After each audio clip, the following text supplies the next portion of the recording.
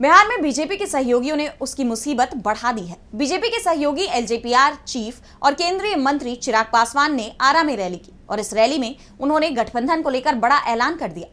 तो ऐसा क्या कहा चिराग ने जिससे बीजेपी दिख रही है चिंता में? देखिए इस रिपोर्ट में।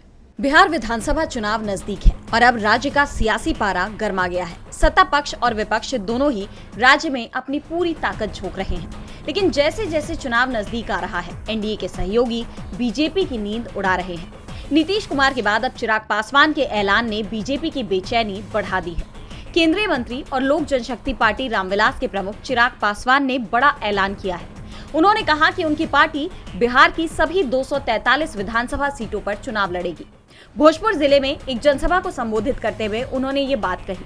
अब चिराग के बयान को बीजेपी और नीतीश दोनों के लिए ही चुनौती माना जा रहा है। जानकारों का दावा है कि चिराग ने बीजेपी आलाकमान तक अपना संदेश पहुंचा दिया है। उन्होंने शाहाबाद क्षेत्र को चुना और कहा कि इस विधानसभा चुनाव में उनकी पार्टी इतिहास रचने जा रही है। चिराग पासवान ने कहा कि वो भी बिहार से चुनाव लड़ेंगे।